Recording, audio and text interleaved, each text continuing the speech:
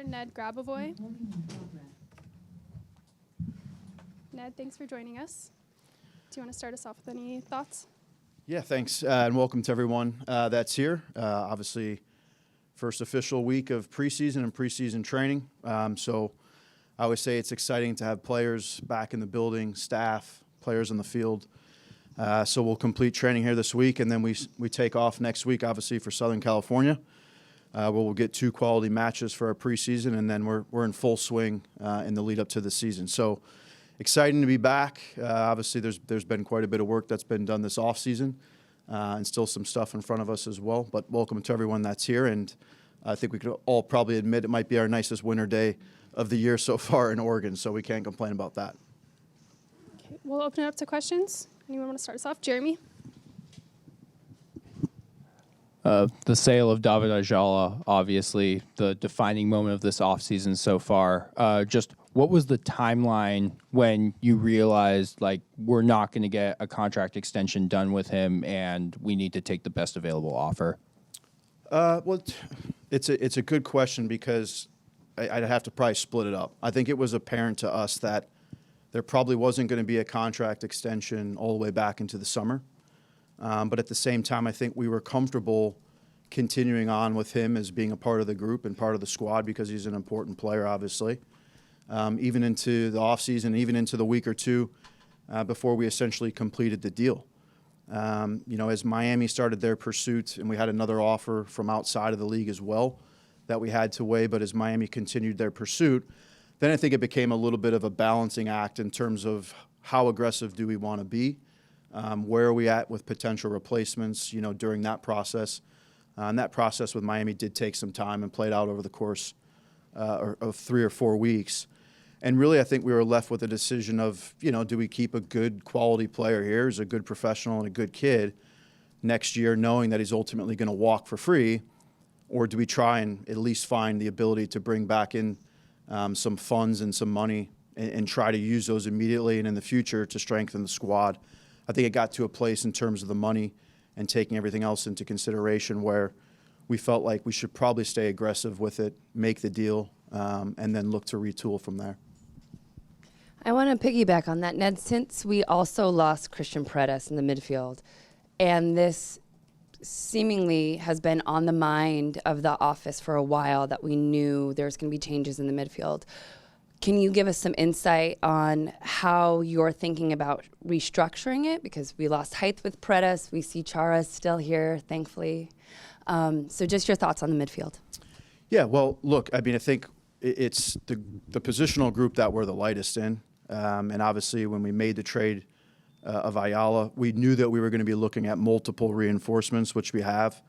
I believe that's going to come in the form of probably another U22 player. That's both capable of helping the team now, but also a future building block. And then I think we do have to go out and get a proven type midfield player, which we've looked at both internally in MLS and abroad as well. I do think we've got good options. I do think we've been in pursuit and conversations and negotiations with both clubs and players. And so I feel safe to say within the next 2 or 3 weeks, we're going to see multiple additions coming into the roster and into the group. You touched on it a little bit there, but at exit interviews, you mentioned that the club was trending towards a 2DP 4U22 model. There was a report that maybe you guys were in for a DP free agent, and then with the sale of Ayala, do you still think that's the case? Good question. We had probably always trended towards 2DP 4U22 model. I think everyone's aware that Christian Espinoza was a quality MLS player that was available in a position I think that we've continued to look at and still are looking at and far along with a few different players. I think with Christian and his skill set, his experience in MLS, it's a player that ultimately felt it may be worth, taking a swing at as a DP and switching our entire roster model, which obviously would have a domino effect to some of the other positions and budgets that we have for those positions. But right now, we've got no concerns in terms of roster model, funds available, and what we need to do. We're far along in a lot of areas. We just need to execute now over the next couple of weeks and bring the right players in to fit the system that Phil ultimately wants to play next year, which is an aggressive, on the front foot type style. We've identified players that fit that, and like I said, I think right now it's all about the execution of that. Ned, how is David DaCosta's health after his offseason surgery, and just what are kind of his expectations for this year? Yeah, David last year, and increasingly so throughout really the late summer and early fall, was dealing with a really, really bad shoulder injury. As we got pictures and imaging and then ultimately surgery that took place in Europe, we were all made aware that the injury was a lot worse than everyone had expected. The timeline for him is that we're hopeful that he's able to join training late in Palm Springs. We'll conclude our preseason camp. And then I think from there, for a player that was dealing with this injury in terms of getting hit and knocked, it's going to become what is his comfortability level. Hopefully, obviously, the surgery has done the trick in terms of not having a reoccurrence so often, which was a big issue for him last season. I do think it affected his play if you watch, just in terms of how he played down the stretch as well. So we've got to be a little bit safe and cautious. Some of that's going to be how he feels and how confident he is. Super important player to what we're doing. So we've got to get him healthy, confident, and then hopefully we'll see him, reintegrated back in the beginning of the season in the first few matches.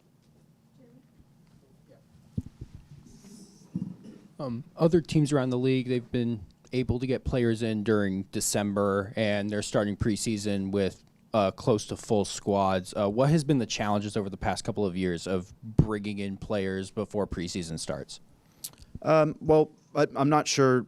I'd have to go. There's 30 teams in the league and look through, what everyone has done. I think some of it is cyclical in a lot of ways. I mean, I look back to last season, and I think maybe the first time in a long time, at least in our history, we went out and made a big DP signing in Christopher Velda, and it's one, that we wanted to be really aggressive, given that we had a big injury to a super important attacking player, knowing that it was important for the last stretch of last season, but also to have the player in and have him here, day one of this preseason as well. I think if you look at in terms of some of our work last offseason, and we maybe had more additions to make, some of those happen right around now in the next few weeks as well. And so I just think it's a process. I mean, sometimes you're dealing with players that are under contract at other clubs. You're ultimately trying to make sure you get the best deal possible because everything is connected within, your salary cap and salary budget. And so for us, like I said, I'm comfortable with the work that we've done, and ultimately it's about getting it right as well. We've got to execute and get things right and get good quality players in. I do think that we've done that in the past, and I think we'll continue to do that, over the next few weeks. Hey, Ned, can you just give us a quick update on how Rodriguez is doing? Yep. Jonathan, obviously, last season and early in preseason was dealing with significant knee injury. We took a course with him that was really to try and see if we could do a non-surgical route. As everyone is aware, that ultimately did not pan out, and we had to go through a surgical route with him. This is a long and lengthy recovery for Jonathan. On a personal level, Jonathan is doing incredible. His recovery has been impressive, to say. He's one of the most competitive people I've ever been around. Him and Sebastian Blanco are the two that come to mind when I think about just the ultimate competitors, and so now he's competing in a different way, but his recovery is going really well. We're in a place with Jonathan where it's going to be very difficult for us to also continue on. We've had conversations with both him and MLS in terms of the future and what that looks like, for later this year or for even for 2027 when he doesn't have a contract. We've got a great relationship with Jonathan. There's a lot that has to happen in the next 2 or 3 weeks. But as it does, I know that there'll still be a connection, and the future will be very much how his recovery goes and then ultimately, where we're at as a club, but most likely for 2027 and beyond. I know you guys have this season and a short season next season before the schedule change goes into effect. But in your guys' talks with maybe other clubs or other players, like what sort of reception have you maybe heard about just their thoughts on the schedule change and aligning with the European calendar, and how much planning has to go into that even maybe now just to kind of get on that timeline? Yeah, I think with the calendar shift that will happen next year in 27, I think most that are probably in my position, or in sporting roles, are excited about it because I think it makes a ton of sense from a sporting standpoint. I do think that there's some challenges on the business side, and I think anytime that change comes, with a calendar shift like this, there'll be challenges to work through. I think we always felt like in our market with a robust fan base that it was something that would work for us as well. So I think we're generally overly excited about the calendar shift. This is an interesting and unique season in MLS, just given the World Cup and the lead up to that, and also just even the structure of the season this year. I mean, we've got 15 games, I believe, in the lead up to that long break. And then really you come out of it, you've got 19 games, left in the remaining season. You've got a lot of congestion, a lot of fixtures, a lot of games, but a lot of points that are out there and on the table to take. And so it's going to be interesting to see, both how we operate and other teams operate as well. But this is a big year where there's going to be a lot of assessment and the ability, I think, in the summer to also look at additions and those things that should have probably a bigger impact. When you look back to last summer, we stayed really aggressive in the transfer market. This is a season where we almost have double the amount of games coming out of that break. And so I think we've got to be mindful about, the gauntlet of an MLS season, the 34 games, when those games happen, making sure we've got a strong competitive group together at the beginning of the season, but also the ability to strengthen down the stretch as well for when it's most important.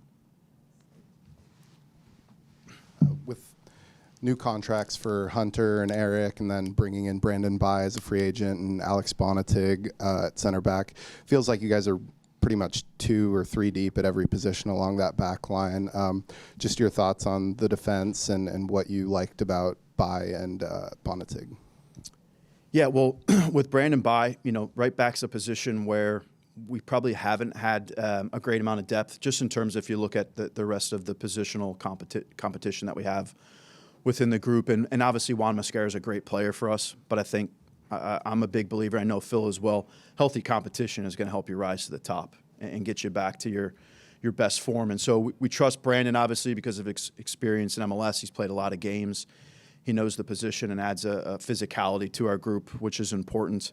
And ultimately, it provides competition for Juan. And we know Juan has the qualities to be one of the better right backs, within MLS. With Alex Bonatig, it's an interesting situation, again, where we felt like we fell on an opportunity that was too good to pass up. It's a player that's got, a good amount of professional experience. He's got a good skill set that I think fits within our team and is hard to find sometimes when you look around the world. So excited to see what he can do when he's in, and hopefully he'll join at some point next week, for our first preseason trip. In terms of depth and those things, I know when you look at it, it makes sense, and you can see thinking that we might be done along the back line. But in all honesty, I think I'd like one more addition. And there's some things that we're assessing even at the center back position still as we go forward in terms of trying to fully strengthen out that group. Aaron? Hey, Ned. Kind of jumping the gun here, but do you guys have a schedule or kind of an idea what you want to do in that break between the World Cup and then basically the second half of the season? Yeah, I think some of it's going to be, obviously, as MLS is having those conversations, probably the Players Association, in terms of what does maybe a mandated break look like. But it is a long layoff, right? And so I think it's not just us. We're all going to go through it and going to be tasked with how are we giving players the time away and time down and some of the mandated time that will come, and then how are we, sort of getting them to amp back up, to jump back, into the second half of the season, which is going to be vital. I think for us, we're maybe the first game back as well out of the break against Seattle, which was interesting scheduling, but maybe to get some eyeballs back on the league. So it maybe smart by MLS, but it's going to be interesting. We actually had a meeting this morning, kind of projecting out that break. We'll continue to put a plan in place for that. But in some ways, you're going to have a quick start, a little bit of a shutdown then, and a quick start again. And so, like I said, it's a unique season. Okay, we'll take questions online, starting with Sam Spiller. Hey, Ned, can you hear me okay? Yep. Cool.